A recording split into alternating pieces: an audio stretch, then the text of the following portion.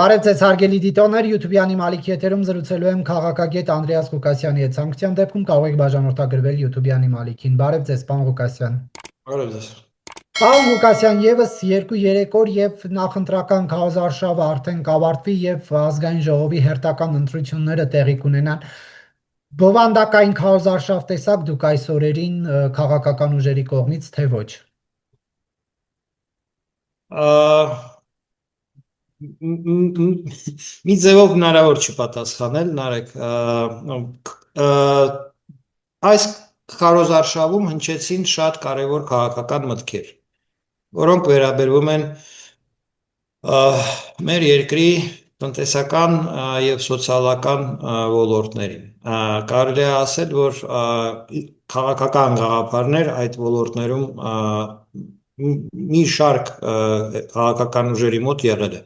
առարկայական ավելի այսպես բարձր մակարդակով, քան նախորդ ընտրություններում։ Դա մեկ, եթե ընդհանուր են բնութագրում, էլի։ Երկրորդը այս ընտրություններում շատ կարևոր գաղափար հնչեց Հայաստանի համար ակտուալ, ես կասեի գերագույն քաղաքական խնդիրը, որը վերաբերվում է ընտրությունների որակի։ Արդար եւ ազատ ընտրությունները դա այն չի, ինչի ականատեսն ենք եւ մասնակիցն ենք մենք այսօր հանդիսանում։ Հայաստանում անհրաժեշտ է, հասունացել է արդեն եւ մեր ժողովուրդը դրա պահանջարկը իրականում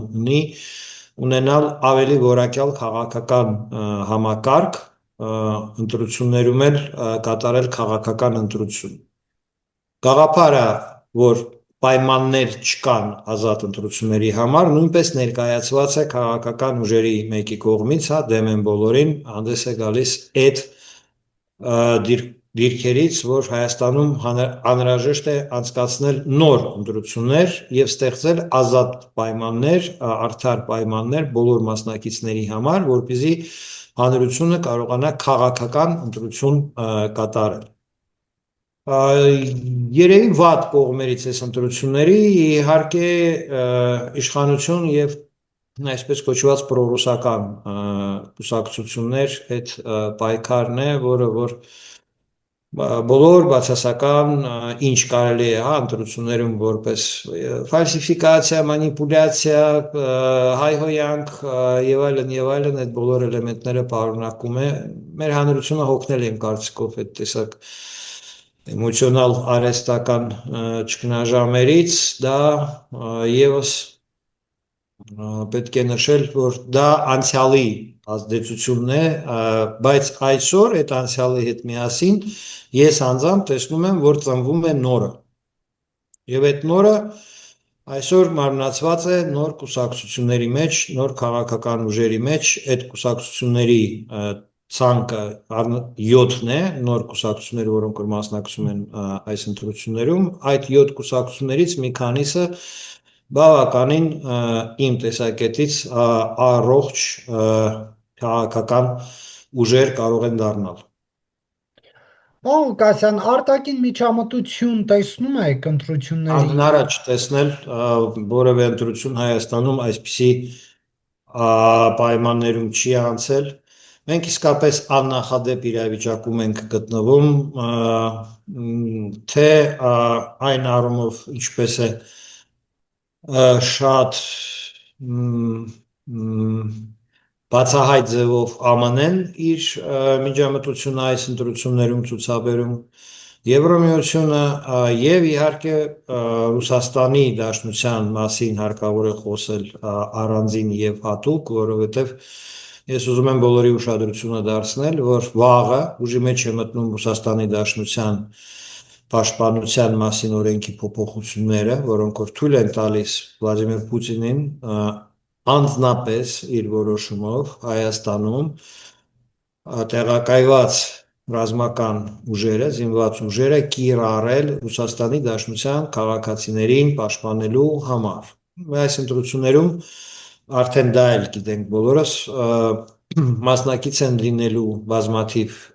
մեր հայրենակիցներ Ռուսաստանի Դաշնությունից եկած երկքաղաքացիներ եւ պարզապես Ռուսաստանի քաղաքացիներ Եվս հիմա մանում են Հայաստան եւ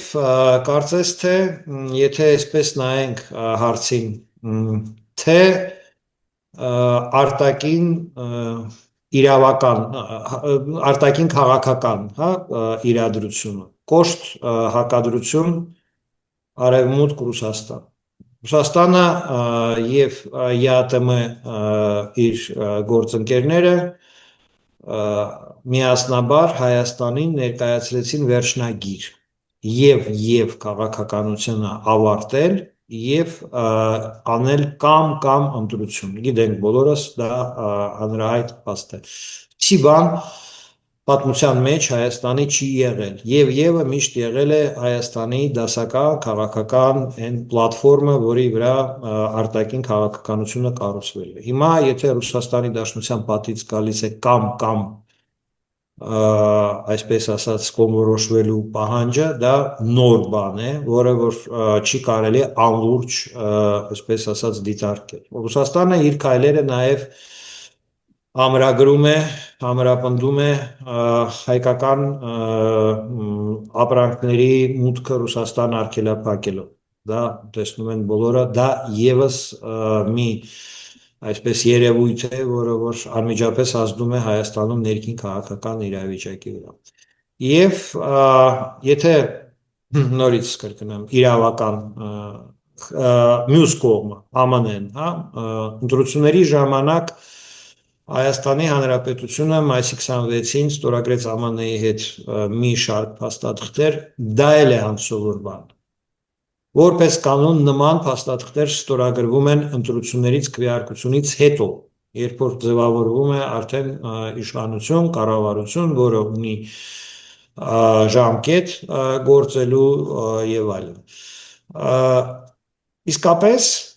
անհնար է չտեսնել այդ արմատական աշխարհ քաղաքական փոփոխությունները Հայաստանի համար թե Ռուսաստանի կողմից, թե ԱՄՆ-ի կողմից, թե Եվրամիության կողմից։ Իրավական հարթության մեջ աննախադեպ է մեզ համար այն, որ ինչպես ասացի, Ռուսաստանի Դաշնությունում ստեղծված է իրավական մեխանիզմ նախագահի կողմից Հայաստանի Հանրապետությունում տեղակայված զինված ուժերը օգտագործել Ռուսաստանի քաղաքացիներին պաշտպանելու համար։ Դուք Իսկ կարծում եք ընտրությունների ներողություն հիմա ներքին քաղաքական իրավիճակը նայենք։ Ընտրությունների կոնտեքստը, ընտրություններում ստեղծված իրավիճակը նախադրյալ է ստեղծում այսօր։ Հիմա եթե մենք հա դիտում ենք Փաշինյան եւ իր գլխավորած քաղաքացիական պայմանագիր խորը կոպիտ հակադրության մեջ պրոռուսական կուսակցությունների հետ նախադրյալը այն է, որ հետընտրական գործընթացները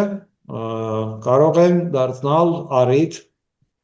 Ռուսաստանի նախագահի այսպես այդ ստեղծված մեխանիզմը գործի դնելու համար, սա վտանգ է։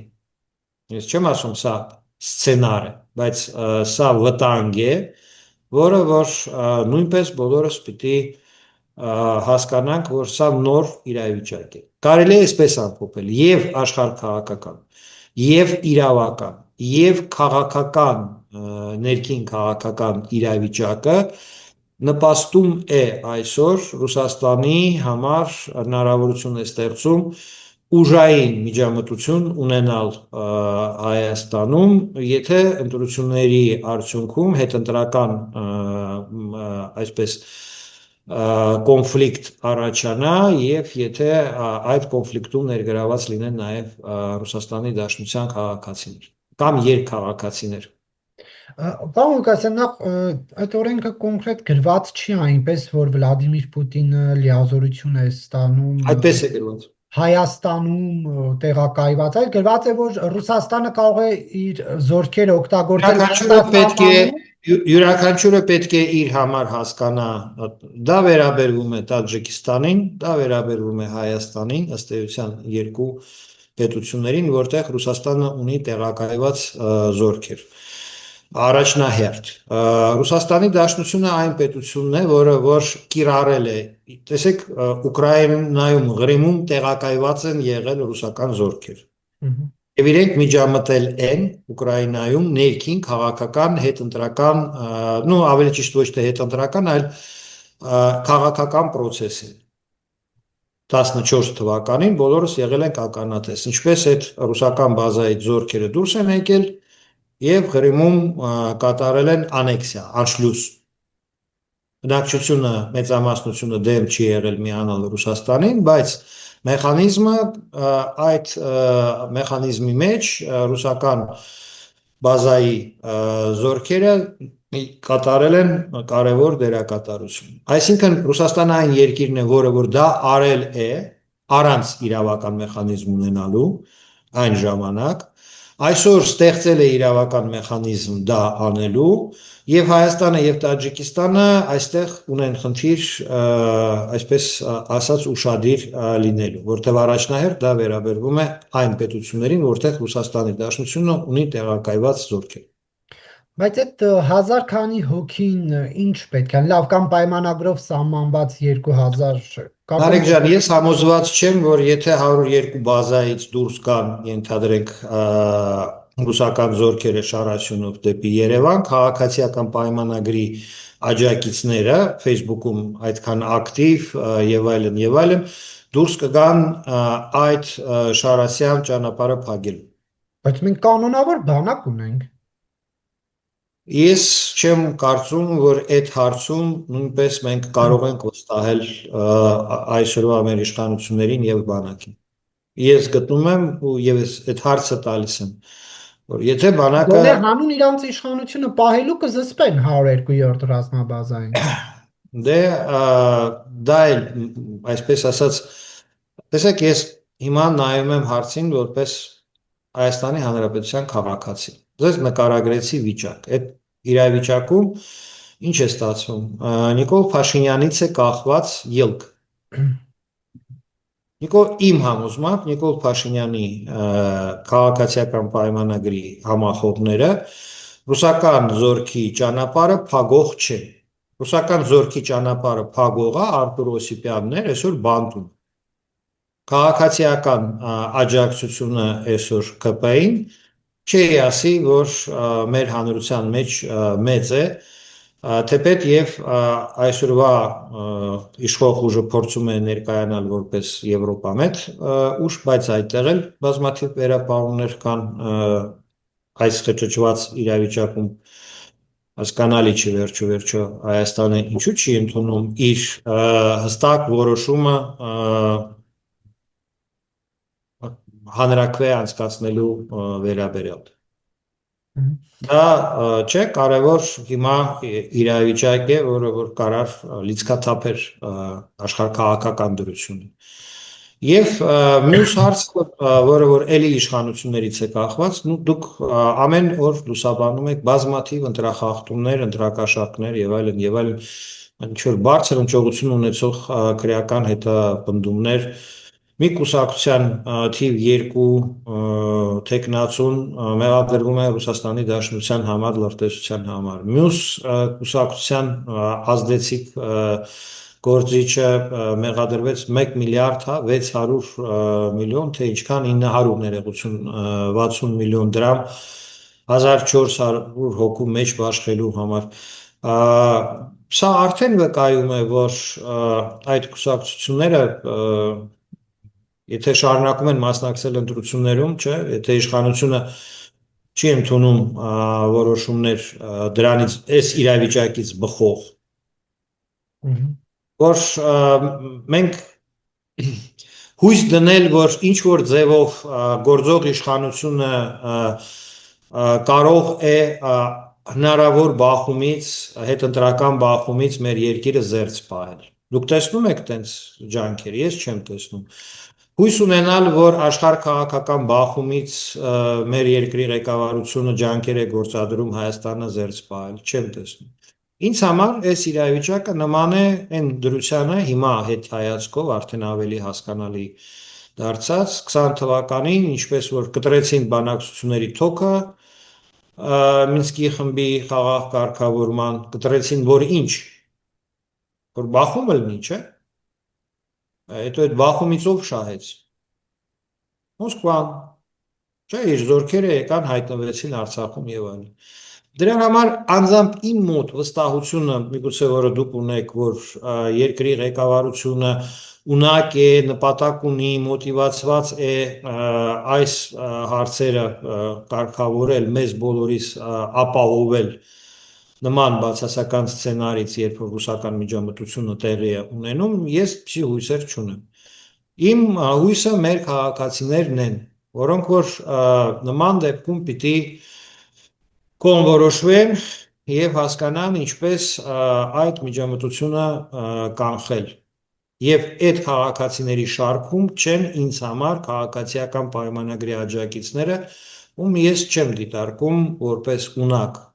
ուժ նման դեպքում մեր երկիրը, մեր երկրի ինքնիշխանությունը պաշտպանել։ Մի բան է Facebook-ում ինչ որ մտքեր արտահայտել,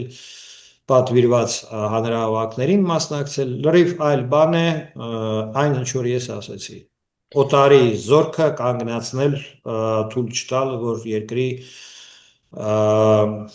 ինքնիշխանությանը միջամտություն լինի նման եղանակ։ Այն, որ պատրվակը դրա համար ստեղծված է, այս պահի դրությամբ իմ կարծիքով կհամաձայնվեք։ Մոտիվացիան ո՞րն է Ռուսաստանի զորքով միջամտելու, այսինքն օրենքում հստակ նշված է, եթե Ռուսաստանի քաղաքացիներին արտասահմանում, այս դեպքում Հայաստանում վտանգ է սպառնում։ Հայաստանի ներքաղաքական process-ները, ընտրությունները ինչով պետք է վտանգ սպառնան Դուք Ռուսաստանի։ հետևում եք Ռուսաստանի վիճակին։ Ռուսաստանը ունի անհաջողություն Ուկրաինայում, համաձայն եք։ Ռուսաստանի իշխանություններին այսօր պետք է success story, հաջող մի օրինակ սեփական ժողովրդին ցույց տալու համար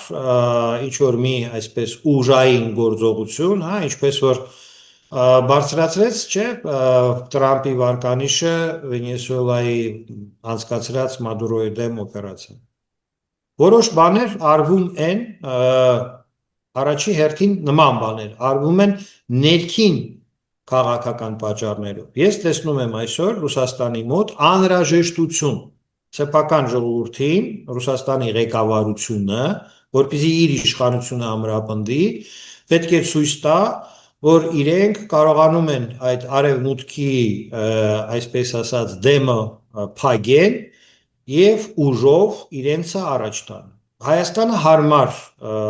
այդ առումով օբյեկտ է Ռուսաստանի համար, որովհետեւ բավական ռեսուրս Հայաստանում դա իրականացնելու համար իրենք ունեն։ Իրավական ռեսուրսը ստեղծել են, արտաքին քաղաքական վիճակը ճգնաժամը ստեղծված է, երկրի ներսում ճգնաժամը ստեղծված է, այսպես ասած մնում է որոշում կայացնել անել թե չէ։ Եվ այդ որոշումը իհարկե մենք չգիտենք ինչ է Պուտինի գլխում, հա, բայց հավանականությունը, որ դա կարող է լինել, ոչ ոք այսօր Հայաստանում իմ կարծիքով իրավունք չունի անտեսել։ Կամ համոզել, որ մենք եթե այսպես գլուխներս մտցնենք գետնի տակ, հա, ինքն իրան այդ ամեն ինչը կանցնի, կամ Նիկոլ Փաշինյանը այսպես հեսա կգա ու այդ ամեն ինչը կկարգավորի։ Ես հələ որ տեսնում եմ, որ անձամբ Փաշինյանը ինքն է այս բոլոր ուղղություններով ճգնաժամի ստեղծելու այսպես գործոն։ Պարոն Ղուկասյան, գուցե ընկերությունը օգնության գա։ Նիկոլ Փաշինյանն ասում է Վլադիմիր Պուտինն իմ լավ ընկերն է, մենք իրար հետ խնդրեմ չունենք,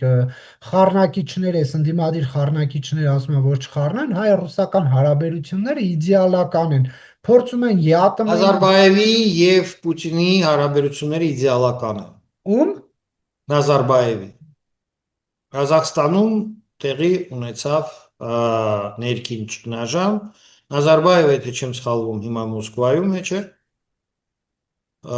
Եվ այլն, եւ այլն, եւ այլն։ Այսինքն դա գործոններ ինձ համար դա արգումենտներ չեն։ Նիկոլ Փաշինյանի անձնական հարաբերությունները Վլադիմիր Պուտինի հետ չեն կարող այսպես ասած արգելափակել այն ծրագիրը, եթե Ռուսաստանը ունի, որը որ անհրաժեշտ է Ռուսաստանի Դաշնության իշխանությունը պահելու համար, ընդհակառակը Նիկոլ Փաշինյանը այդ դեպքում պիտի գերադասի Ռուսաստանի Դաշնության շահերը մեր պետության շահերից։ Ես նորից եմ հետ հայացքանում եւ ասում, որ երբ որ Նիկոլ Փաշինյանը թոքը բանակցությունների կտրում էր,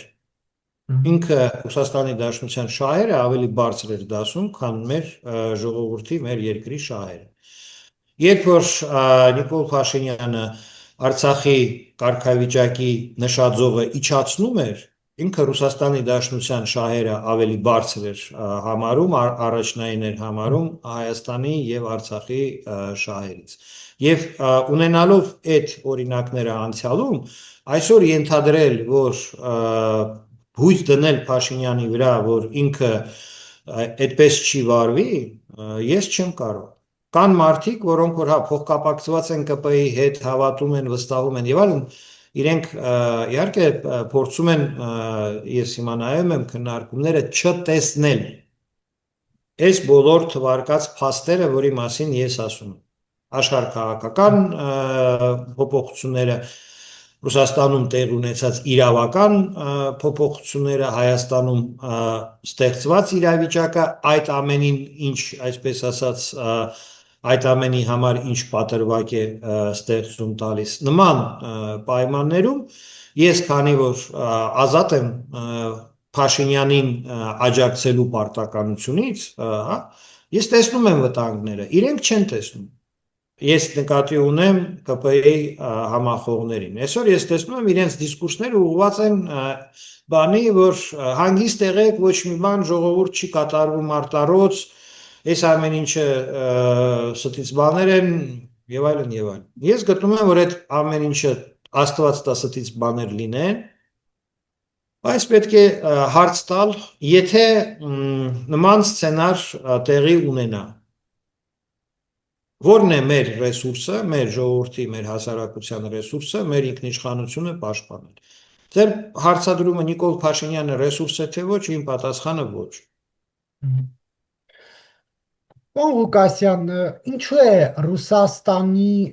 անուղղակի աջակցությունը, որտեղ ամեն դեպքում Վլադիմիր Պուտինը ուղիղ չասեց, պաշտոնական մակարդակով եմ ասում են, մյուս աջակցություններին կանդրադառնում։ Պաշտոնական մակարդակով Ռուսաստանը Վլադիմիր Պուտինի դեմքով անուղղակի աջակցություն է ցուցաբերել Սամվել Կարապետյանին հայտնի հանդիպման ժամանակ Փաշինյան-Պուտին, բայց ուղղակի չի անուղղակի։ ուղղակի որ իրենք ուզում են, որ պրոռուսական կուսակցությունները մասնակցեն ընտրություններում։ Շատ լավ։ Եվ իրենք մասնակցում են նույնիսկ այս բարդ պայմաններում, երբ որ իրենց շուրջը այսքան քրեական ինչ-որ բան են։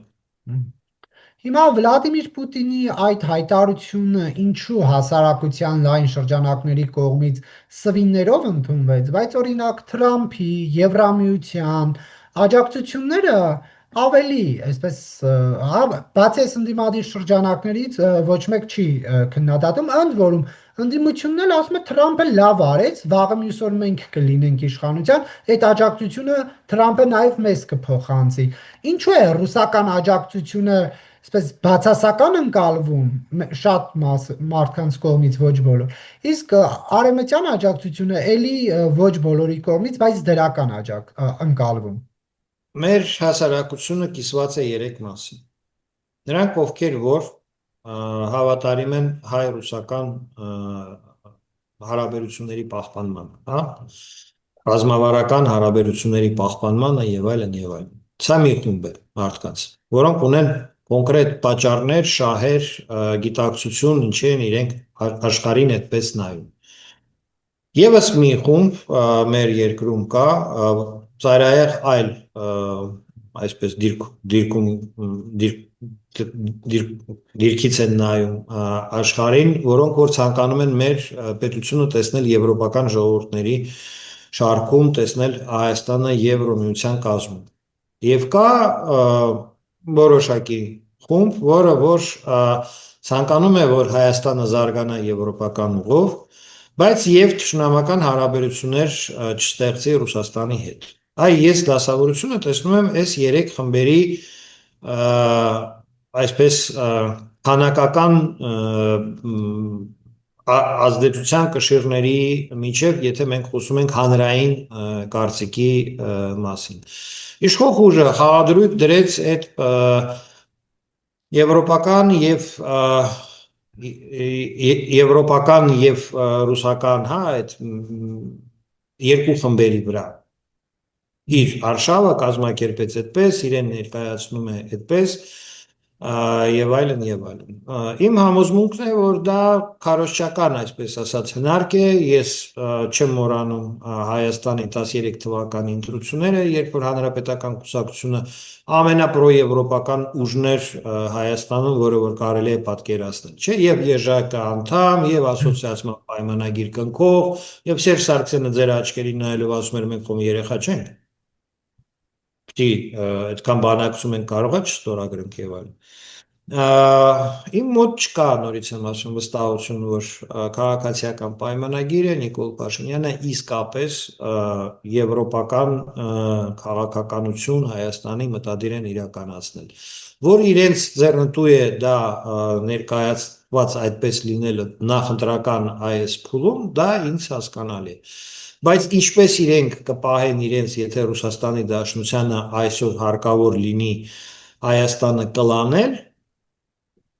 իմ պատասխանը, որ ես իրենց վրա հույս չեմ տնում։ Իմ կարծիքով իրենք արդեն իրենց անցյալում ցույց են տվել բազմաթիվ, հա, օրինակներ ես բերեցի, երբ իրենք Ռուսաստանի Դաշնության շահերը գերադասել են Հայաստանի Հանրապետության, Արցախի շահերի դրել են ավելի բարձր։ Հիմա այս իրավիճակի մեջ ձեր հարցի պատասխանը ինչու։ Մեր այո հասարակությունը համարում է, որ Ռուսաստանի Դաշնությունը պատասխանատու է Արցախում էթնիկ զտման համար, չէ՞։ Մեծամասնությունը պարզ տրամաբանություն է, այդպես է դա ընկալում։ Մարդիկ տեսնում են, որ Ռուսաստանը ագրեսոր պետություն է եւ այսօր հակադրված է ամբողջ պրոգրեսիվ զարգացող աշխարհի։ Եվ որն է դեպքում պատճառը, այսպես ասած, պահպանել հավատարիմ լինել ռուս-հայկական հարաբերություններին։ Ողջամիտ է ընդունենք, չէ, նաև այդ մարդկանց դիրքորոշումը, ովքեր որ նման պայմաններում համարում են, որ Հայաստանը պետք է հեռու մնա Ռուսաստանից եւ ձգտի Եվրամիություն։ ԱՄՆ-ի աջակցությունը շատերի կողմից դիտարկվում է որպես օժանդակություն Հայաստանի եվրոպական, այսպես ասած, ճանապարհով գնալու քաղաքականության իրականացման եւ այլն։ Թեպետ դա կարող է եւ այդպես չլինի իրականում, բայց շատերը այդպես են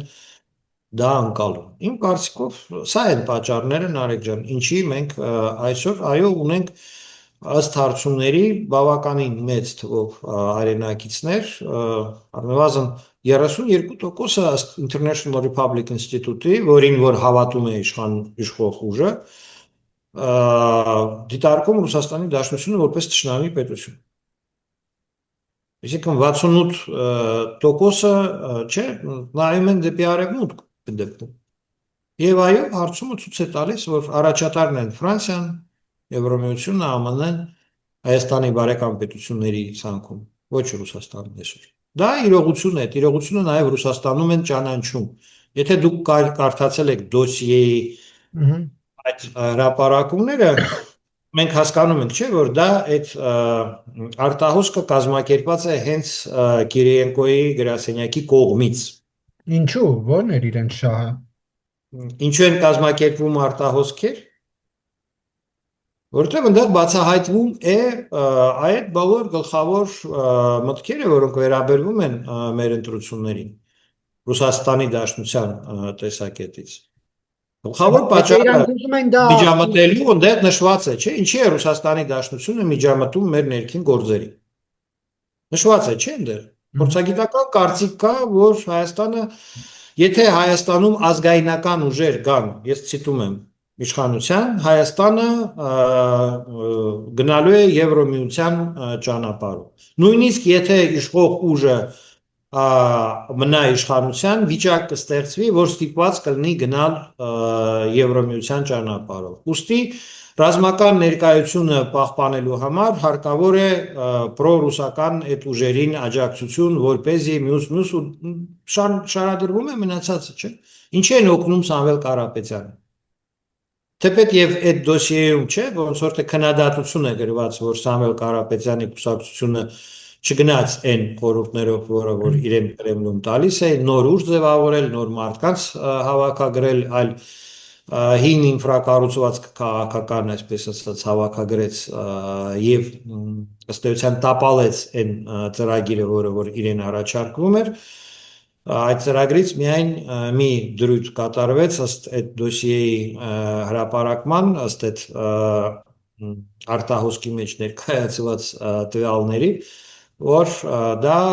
5000 համախոհ հավաքագրել։ Ну այդ 5000 հավաքագրելու վերաբերյալ քրեական գործը դուք երեք լսեցիք։ Այսինքն Ռուսաստանի համար կա, ինչպես ասած, ֆորմալ առիթ այսօր այս ընտրությունները ցույց տալու իրենց հնարավորությունները ուժը ձեռք բերելու լծակ Դոնալդ Տրամփի նկատմամբ դուք պատկերացնում եք Աստված հեռու նորից ես ասում եմ մեզանից բայց եթե տվյալ սցենարը կատարվի ռուսական միջամտություն Փաշինյանը տալիս է հրաժարական իշխանությունը անցնում է փոխվարչապետ Մհեր Գրիգորյանին Հայաստանում նշանակվում են նոր ընտրություններ չէ Դիմությունը եթե դուրս գա փողոց պահանջով չեղյալ համարել արդյունքը այդ Փաշինյանի հրաժարականի դեպքում պիտի նշանակվեն նոր ընտրություններ այդ նման պայմաններում Դոնալդ Տրամփը իր Հայաստանի հետ ստորագրած փաթեթի հետ միասին դառնում է շատ խոցելի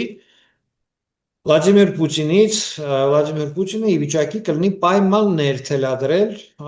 Դոնալդ Տրամփին, որովհետև Դոնալդ Տրամփը իր հերթին ունի այս տարի նոյեմբերին ընտրություններ կոնգրեսում, չէ, հանրապետական կուսակցությունը եւ տրիպի տապալումը հայ-ադրբեջանական խաղաղության այսպես կոչված այդ նախաստորագրված պայմանագրի ես ասում եմ այսպես կոչված, որովհետև արդար չի այդ պայմանագիրը հենված է խաղաղություն էթնիկ զտման դիմաց բանաձևի վրա այդ այսպես ասած փաթեթի տապալումը նաև վնաս կպատճառի հանրապետական կուսակցության ԱՄՆ-ում հիմա տեսեք ինչ դուք հարցեր տվեցիք ուրիշ բայց նաև այս խոսակցության ընթացքում ինչ վիճակ կարող է ստեղծվել եթե նորից եմ ասում Աստված հեռու մեզանից Ռուսաստանի Դաշնությունը իսկապես որոշի միջամտել այս իրավիճակում ստեղծված եւ հասնի հաջողության Եվ վերջում, պարոն Ղուկասյան, մեզ մնացել է մի 4 րոպե, ինչ կասեք Արթուր Օսիպյանի կալանավորման մասին, արդյոք քաղբանտարկյալ համարում եք նրան, թե ոչ եւ իշխանությունը ինչ է փորձում, այս ինչ է ուզում ասել սրանով Արթուր Օսիպյանին կալանավորելով Արթուր Օսիպյանը այն մարկանցից է, որը որ նորից եմ ասում, եթե ռուսական զորքերը 102 բազայից դուրս գան, ինքը այն տեսակն է քաղաքական իր դիրքորոշումները, ու բոլորը տեսել են դա Արցախում, որ ինքը գնալու է կանգնելու է ճանապարհին։ Օրինակ Արարատ Միրզոյանը ես համոզված չեմ, որ դա անելու է։ Հա, Ալեն Սիմոնյանը համոզված չեմ, որ դա անելու է։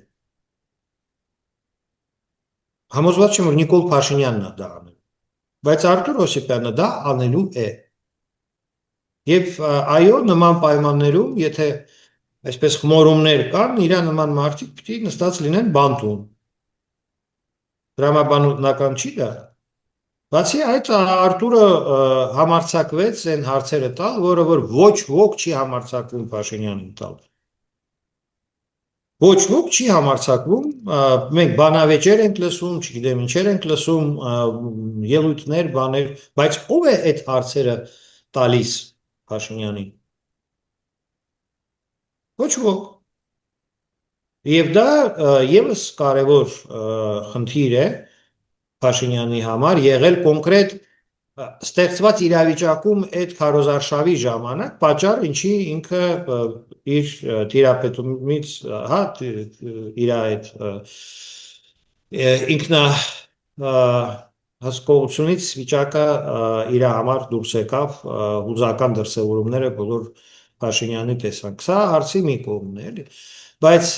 իրեն Արթուր Օսիպյանին կալանքում պահելը դա շատ կարևոր է Արթուր Օսիպյանը դա այն սիմվոլն է որը որ մարդկանց դուրս է բերում փողոց երբ որ ռուսական ԲՏՌ-ները ենթադրեն գալիս են ու հարցը առաջանում դեմը ով է փակելու։ Այսօր այո մենք ունենք քաղաքացիական ռեսուրս, քաղաքական ռեսուրս, մարդկանց, ովքեր որ դա կարող են անել։ Բայց այդ մարդիկ հիմա գտնվում են ճնշված վիճակում, ինչի ճնշված վիճակում, որովհետև ստիպված են պաշտպանել Արտուր Օսիպյանին, չէ, ինչ որ այդ գործողությունների մեջ են ներառված պետության ամբողջ այդ ծանրությունը հիմա այդ ճնշումը դրված է ուղղված է այդ մարդկանց դեմ։ Եվ քարոզչական ռեսուրսը, եւ իրավական ռեսուրսը, այդ իրավապահ համակարգի ռեսուրսը։ Դա կաշկանդում է, մարդիկ այսօր նորից եմ ասում, մեր հասարակության իրականում մեր սահմանադրական իրավունքները պաշտպանում։ Դուք ճանաչում եք այդ մարդկանց, որոնք որ միշտ ունեցել են սահմանադրական կարգին հավատարիմ դիրքորոշում, որոնք որ մեր ինքնիշխանության պաշտպանելու հավատարիմ դիրքորոշում են ունեցել։ Դրա համար իրենց չեն սիրել ոչ ոք, քաղաքական, հա, եւ աճ, եւ ձախ, եւ մյուս, այսպես ասած, բևեռներից ենթարկվել են, կարպոծվել են, իրենց նկատմամբ միշտ եղել է, այսպես քննադատական մեծալիք այդ մարդկանց նկատմամբ։ Բայց ցանկացած պետության եւ մեր պետության պաշտպանները սահմանադրության, ինքնիշխանության, ժողովրդավարության, իրավական պետության, սոցիալական պետության, այդ մարդիկ են։ Շնորհակալություն, պարոն Ղուկասյան, հարցազրույցի համար։ Ես եմ շնորհակալ։